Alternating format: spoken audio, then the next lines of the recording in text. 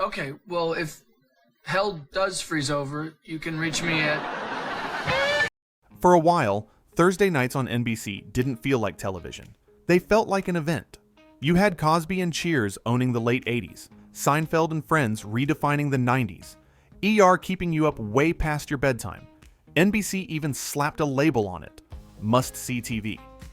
The idea was simple. If it aired on Thursday, you had to be there. And for a time, it really did feel like anything that touched that lineup turned to gold. But behind those massive hits was a graveyard of shows that proved just how fragile that magic really was.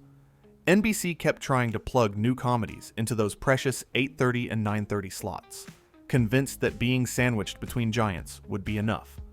Sometimes the ratings weren't even terrible. The bigger problem? These shows just didn't feel like must-see TV, and audiences could tell.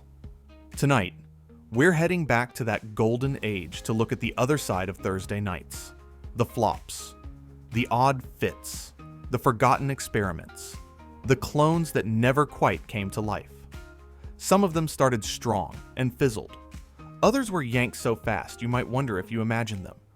So grab a seat on the couch, imagine that old NBC Thursday night promo rolling, and let's dig into 10 NBC must-see TV flops that couldn't survive the most powerful night on television. And before we jump into the list, if you love revisiting these weird corners of classic TV, make sure to like this video, subscribe to Throwback Network, and hit that bell so you don't miss any of our nostalgia dives. Let's start with a show that actually did pretty well in the ratings and still got the axe. 10. Madman of the People, 1994-95. Our first stop is Madman of the People, a show that almost feels like it was destined to cause an argument in an NBC conference room. The premise was straightforward.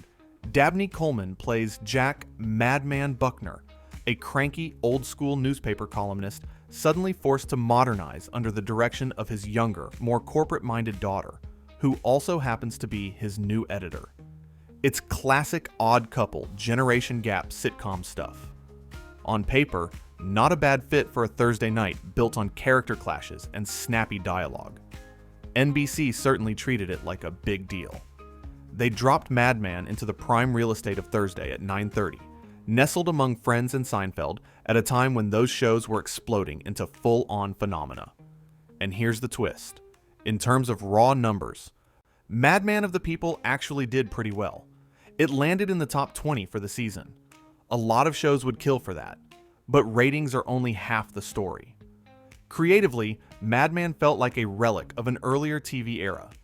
The gruff, cigar-chomping columnist railing against the modern world belonged more to the 70s than the mid-90s. Next to the effortlessly cool, hyper-quotable energy of Friends and Seinfeld, Madman came off like that grumpy uncle who wandered into a college party by mistake. NBC started worrying less about how many people were watching and more about what the show said about the brand of must-see TV. It just didn't have that same sleek, youthful vibe. So, despite the numbers, they pulled the plug. Madman of the People became one of the rare, successful failures. A reminder that on Thursday nights, it wasn't enough to draw an audience. You had to look and feel like you belonged at the party. 9. Hope and Gloria, 1995-96. If Madman of the People was a ratings success that didn't fit the brand, Hope and Gloria was the opposite. A show that fit so snugly into the mid-90s NBC template that it practically disappeared into the wallpaper. The premise: Hope is a timid, small-town woman working as a producer on a trashy daytime talk show hosted by her glamorous friend Gloria. Put them together, and you've got a classic odd couple friendship comedy, complete with workplace hijinks and romantic misadventures. On its face, it sounds like a show that could have quietly run for a few seasons. It had that breezy, slightly cartoonish tone that was everywhere in the 90s. It even scored a decent run. 35 episodes isn't nothing. But ask most people today if they remember Hope and Gloria, and you'll probably get a blank stare. That's the problem. Part of the issue was timing. It landed during an era when NBC's Thursday lineup was absolutely stacked. When you're following or leading shows like Friends and Seinfeld, you can't just be pretty good. You need a hook, a voice, a moment people talk about the next day at school or at the office. Hope and Gloria rarely had that. It didn't have the quotable edge of Seinfeld, the aspirational fantasy of Friends, or the emotional punch of ER. It was fine. And that's deadly in a murderer's row lineup. In a weird way, Hope and Gloria is a perfect example of how success on Must-See TV was about more than survival. NBC was building a brand, and anything that felt generic or interchangeable became expendable. The show didn't crash and burn as much as it quietly faded, a reminder that being forgettable can be just as fatal as bombing outright. From a show that blended in too much, let's move to one that tried way too hard to imitate the cool kids. For 8, Union Square, 1997 to 98. By the late 90s, NBC knew exactly what it wanted Thursday comedies to look like. Young, urban, attractive, and hanging out in cozy spaces you could instantly recognize. Cue Union Square, a sitcom set in a New York diner filled with aspiring artists, actors, and lovable weirdos. If that sounds vaguely like Friends but with a counter and coffee refills, you're not wrong. Union Square wasn't subtle about its aspirations. A quirky ensemble, a central hangout spot, an emphasis on relationships and everyday drama. That blueprint had just turned Friends into a cultural monster. The logic was clear. Give audiences something that feels like what they already love, and they'll stick around. The problem was that Union Square never figured out what made it unique. Instead of feeling like its own world, it often came off like a network note brought to life. Do Friends again, but different. Kind of. Slotted into the coveted Thursday night lineup, the show launched with lots of promotion and plenty of pressure. At first, curiosity helped. Being next to NBC's powerhouse shows guaranteed eyeballs. But as the weeks went on, viewers drifted. The chemistry wasn't as electric, the characters weren't as sharply defined, and the jokes lacked that effortless snap that made Friends so addictive. Within 13 episodes, Union Square was gone. What's fascinating is how much it says about the danger of chasing your own hits. NBC tried to duplicate the vibe of its biggest success instead of taking a risk on something new, and audiences smelled the imitation. And if Union Square felt like an echo of Friends, our next show failed because it was just a little too odd for comfort, despite having a cast that looks legendary in hindsight. 7. Stark Raving Mad, 1999-2000. Stark Raving Mad is one of those shows that sounds like a cult favorite when you describe it. Tony Shalhoub plays Ian Stark, a wild, eccentric horror novelist. Neil Patrick Harris plays Henry, his anxious, buttoned-up editor. Throw them together in a mismatched partnership, and you've got an odd couple comedy with just enough edge to stand out. Today, with both leads now beloved TV icons, it almost feels like a guaranteed hit. But in 1999, the timing and the tone were tricky.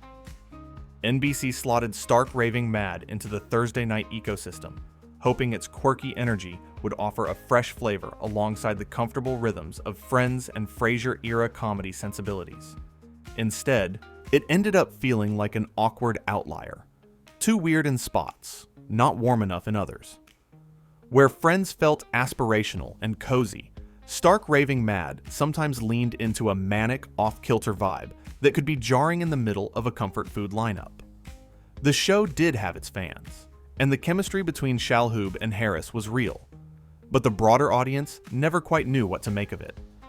Was it a workplace comedy? A character study? A darkly comic riff on horror tropes? NBC didn't seem entirely sure either, and when a network is confused about how to sell a show, especially on Thursday night, that confusion reaches viewers fast. Ultimately, Stark Raving Mad didn't last a full season. It's the kind of series people stumble across in old clips and say, wait, those two were in a sitcom together? It's a perfect example of how Must-See TV's power could cut both ways. It could make an oddball premise into a hit, or expose just how out of step a show felt next to its iconic neighbors. Now, let's rewind a bit to a show that actually started strong on Thursdays in the late 80s, only to get shuffled out of the spotlight. 6. Dear John, 1988-92.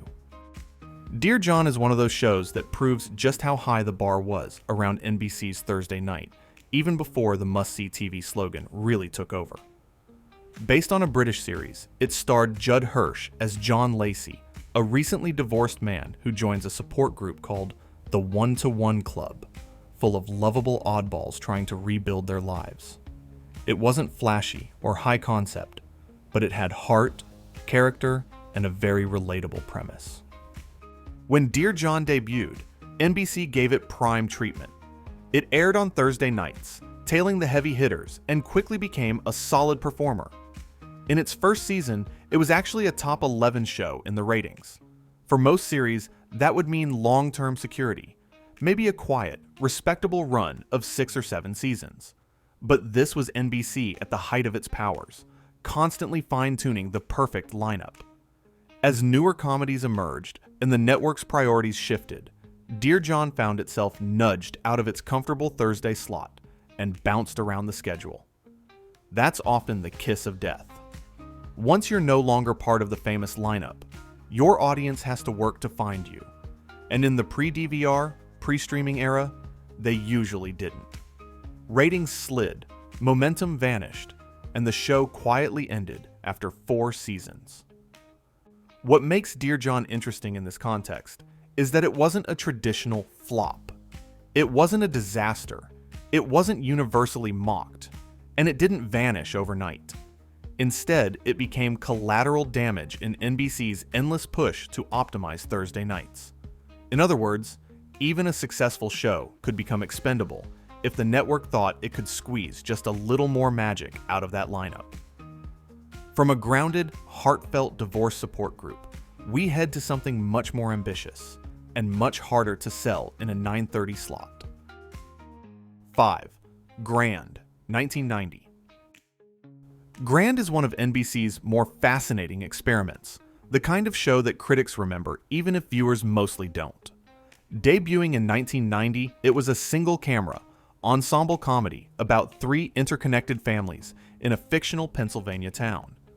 Instead of standalone, joke-heavy episodes, Grand tried to weave together serialized storytelling, satire of class differences, and an almost soapy structure, all under the banner of a sitcom. NBC plugged Grand into one of its strongest Thursday lineups, pairing it with heavyweights like The Cosby Show, A Different World, Cheers, and LA Law. On paper, that sounded like a dream, but it also meant Grand had to follow some of the most crowd-pleasing, straightforwardly funny shows on television.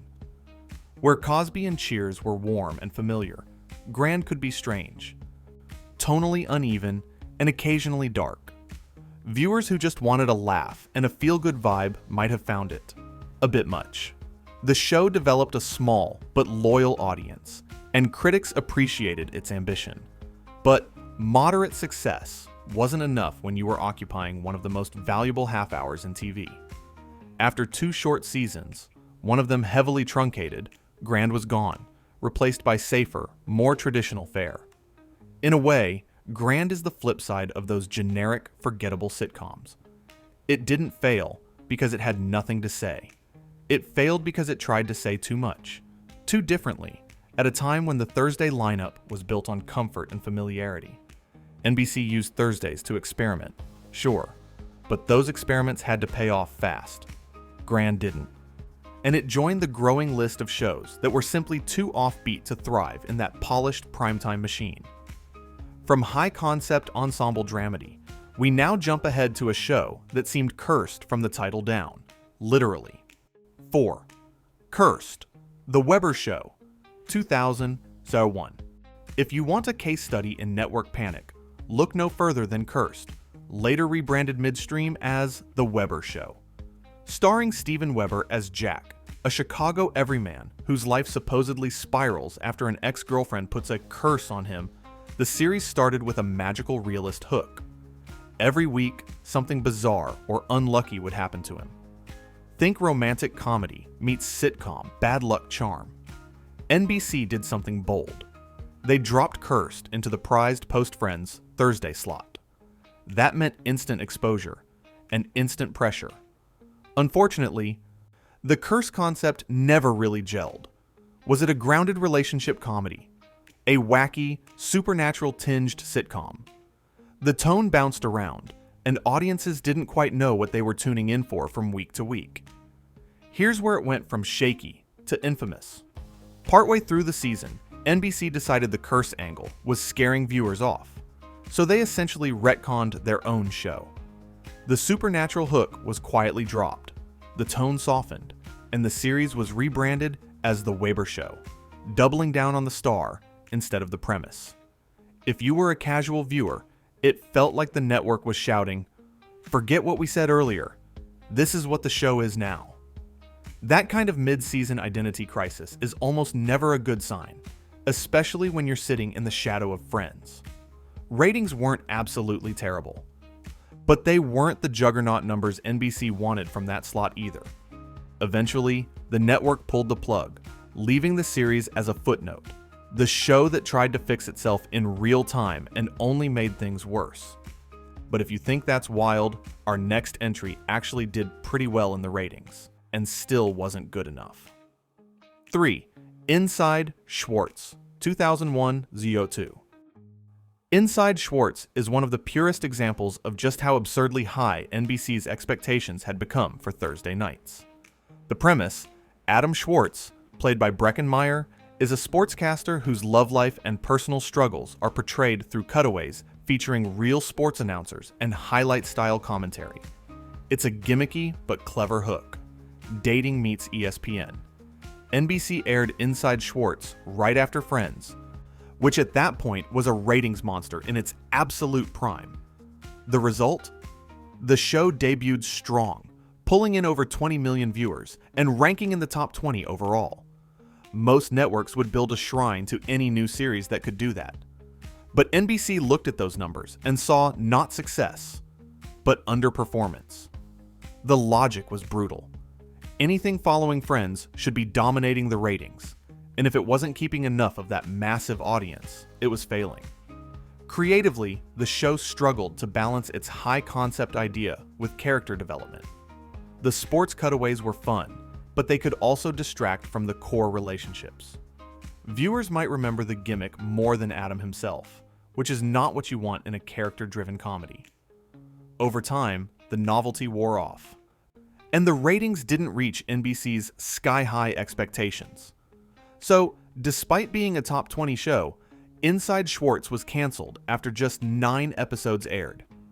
Let that sink in. A freshman series with strong viewership was still deemed not worthy of the Must-See TV pedestal.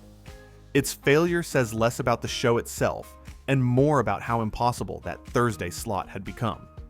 And if that seems harsh, the next one barely made it 6 episodes before NBC pulled the plug, despite an absolutely stacked cast. 2. We Got It Made, 1983-84. Before Must-See TV became a slogan, NBC was already testing out Thursday night comedies that it hoped would break through. We Got It Made is one of those early misfires that shows just how willing the network was to experiment, and how quickly it would abandon a show that didn't fit. The premise feels very much of its era. 2 single guys share a New York apartment and hire an attractive young woman, Mickey, as their live-in maid. Cue a parade of misunderstandings, jealous girlfriends, and Three's Company style setups. Even in the early 80s, critics were not impressed. The show was widely panned as shallow and sexist, a fluff piece riding more on its cheesecake appeal than on clever writing or memorable characters. But NBC put it in a prime spot, Thursday nights, hoping that curious viewers would tune in. At first, some did. The show launched with decent numbers, proving that promo and a suggestive premise could draw eyeballs. The problem was what happened next. Audiences sampled it, and then left. Ratings slid sharply as viewers realized there wasn't much substance beneath the premise. NBC quickly moved We Got It Made off Thursdays, and eventually out of its lineup altogether. Amazingly, the show would later limp back in first-run syndication, but its network run is remembered as a punchline, the kind of show people bring up when they talk about what on earth was NBC thinking. In the context of must-see TV history, We Got It Made is like a rough draft, a reminder that Thursday nights were always a high-wire act. Even before the big branding, NBC learned the hard way that a strong time slot couldn't save a weak show. And that brings us to one of the most notorious attempts to import a hit formula from overseas, and how it helped mark the end of must-see TV's dominance. 1. Coupling, US, 2003. By the early 2000s, NBC knew the end of Friends was coming, and the network was understandably panicked. How do you follow one of the biggest sitcoms of all time? One idea: don't reinvent the wheel, just buy a new one. Enter Coupling, a US remake of the massively successful British comedy, often described as the UK's answer to Friends, complete with a tight-knit group of friends, navigating relationships, sex, and awkward social disasters. On paper, it seemed like the perfect plug-and-play solution. Adapt the scripts, cast some attractive actors, put it on Thursday, and let the magic happen again. In reality, the US coupling never found its rhythm. The dialogue, which crackled with edgy wit in the UK version, often felt stilted in the American remake. Scenes that played as daring or sharp overseas landed as forced or uncomfortable stateside. The chemistry between the cast just wasn't there. NBC, meanwhile, hyped the show hard and gave it premium exposure. But within a handful of episodes, the writing was on the wall. Reviews were brutal, audiences didn't connect, and the network pulled the plug after only a few weeks on the air, shelving several unaired episodes. Stephen Moffat, creator of the original, later blamed network interference and overdevelopment for draining the life out of his series. Coupling's failure was more than just another Thursday night casualty. Symbolically, it felt like the end of an era. The old must-see TV formula, anchor hit plus new hopefuls, was no longer a guarantee. NBC couldn't just import a template, slap it on a Thursday, and expect magic. The viewing landscape was changing, and so was NBC's grip on appointment television. So what do all these flops tell us about the glory days of must-see TV? Conclusion. Looking back at these 10 must-see TV flops, a pattern starts to emerge that says a lot about NBC's Thursday night, both at its peak and as it began to wobble. These weren't all catastrophic disasters. Some did decent numbers. A few even cracked the top 20. Others had killer casts, ambitious premises, or loyal cult followings. Their biggest crime wasn't always being bad. It was failing to live up to the almost impossible expectations of that one sacred night of the week. You see the same themes again and again. Shows like Union Square and Inside Schwartz tried to live in the Friends universe without offering anything truly new. More offbeat experiments, like Grand and Stark Raving Mad, struggled to mesh with the warm, comfort food tone viewers expected from Thursday comedies. Even solid performers like Dear John found themselves pushed aside when NBC spotted an opening to chase something shinier, younger, or more on-brand. In the end, must-see TV wasn't just a promo slogan, it was a standard. If you were on that lineup, you weren't just supposed to be watchable. You were supposed to be the conversation at school, in the break room, or over the water cooler the next day. Anything less, and the network was ready with another new, hopeful waiting in the wings. For us, years later, these flops are strangely fun to revisit. They're like the B-sides of an era we mostly remember for its biggest hits. Maybe you vaguely recall watching one of these before homework, or catching an episode while waiting for your favorite show to come on. Maybe you loved one of them and still think it deserved better. If you enjoyed this trip through the forgotten corners of NBC's biggest night, let us know in the comments which Thursday night oddball you remember, and which ones we should cover next. Don't forget to like, subscribe, and ring that bell so you don't miss our next deep dive into TV's past.